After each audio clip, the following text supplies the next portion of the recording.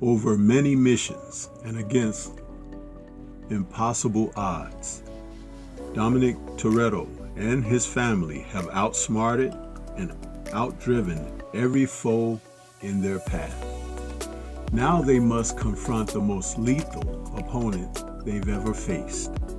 Fueled by revenge, a terrifying threat emerges from the shadows of the past to shatter Dom's world and destroy everything and everyone he loves. This is the subtext for the film Fast X, which I've had the pleasure of seeing, and this is Stormybman. Salute to everyone. I am here to give my review on Fast X, aka Fast number 10. The 10th film in the franchise that has gone on for longer than we can think, and it has turned into something that is all out, guts out action. Car stunts that seemingly are recreated with each outing. The franchise outdoes itself with those type of action scenes. This is the one franchise that Vin Diesel has been a part of that he can actually look back on his body of work and said, I entertained to the max. And so does this film.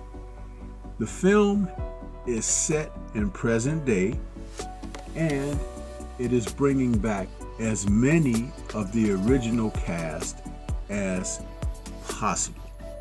And there are some surprises here, along with Diesel returning as the lead character, Dom Toretto, but he is joined by Rita Moreno, veteran actress, as Abuelita Toretto, the mom. Also, Michelle Rodriguez is back as Letty, and the rest of the crew join Diesel as they take on their latest mission. But impressive in his debut in this franchise is Jason Momoa, who's playing Dante Reyes, an unhinged person from Don's past that he will soon get to find out who he truly is.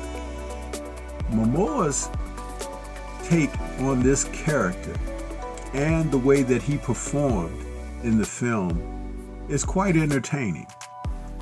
There's no doubt that this man, who has also played Aquaman in the DC universe, has a charisma that is appealing to the masses. And in this film, he plays his unhinged Dante in a manner that makes you raise an eyebrow.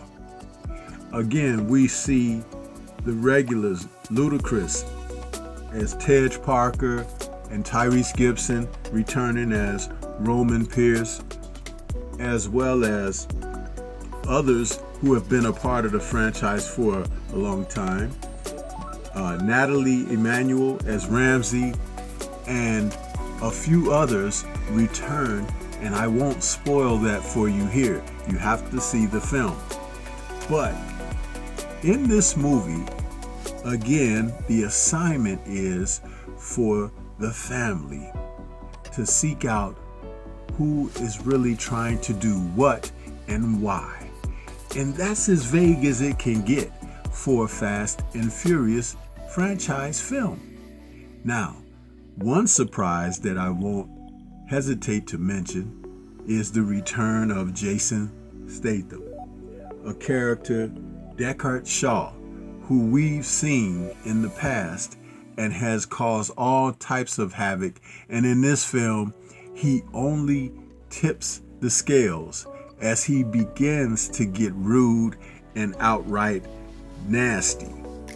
I must say that this film has a lot of surprises, and some of your favorites will pop up here and there. One of the new ones happens to be John Cena, who is coming in as Jacob Toretto, Dom's brother. And he will not be outdone by others who have joined the cast, like Alan Richardson. Alan, who is known for his portrayal of a spy character from the television series that we knew once started as a franchise by Tom Cruise. Jack Reacher, and he was pretty darn good in that role. But here, his character takes a turn. I will not say whether he is for the good or for the bad. You have to tune into the film for yourself, and you will find that both he and Momoa's character of Dante have a past that is brought into clarity in the film with flashbacks that connect the films from past to present. Very interestingly done. The acting by these guys is over the top because that's the type of film the Fast and Furious franchise happens to be. But what I also found was these action scenes that I could not help but take note of as I was viewing the film. They were so dynamic and had an uber excitement to them. It made me say, well, you know, when the film opens, it doesn't say who the director is, and I hadn't been following the production, so I didn't know who was directing this particular film until I saw the credits. And I was surprised, because in the past we had seen directors like Justin Lin handling the reins. But this go around, veteran director Louis Leterrier, who directed one of my favorite Marvel films, The Incredible Hulk, and I love The Incredible Hulk, happened to take the reins for this franchise in this outing, and I think he did a wonderful job. The way that the film is shot is very fast-paced.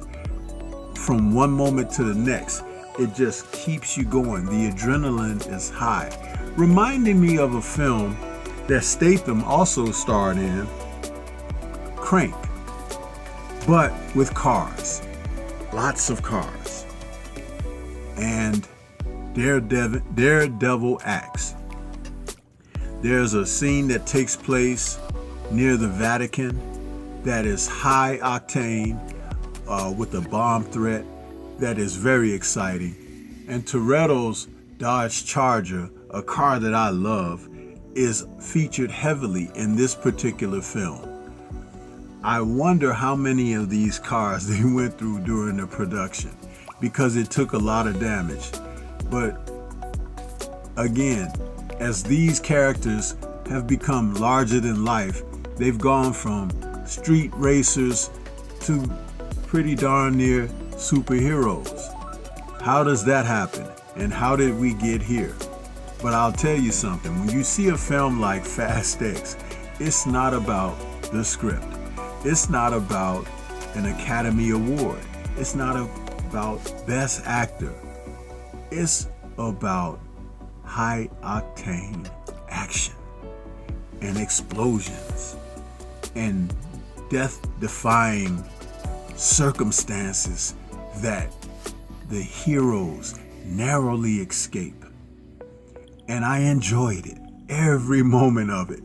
The cars that were in this film are very much of my liking. Actually, not enough of them, to be honest, because most of the franchise have featured vehicles and racing vehicles far more than this particular film does. But with a personal touch, what we see from Diesel's Toretto is he is placed in numerous circumstances to make choices, and his choices always harken back to family. The film actually ends with, and this is no spoiler, but it ends with a cliffhanger.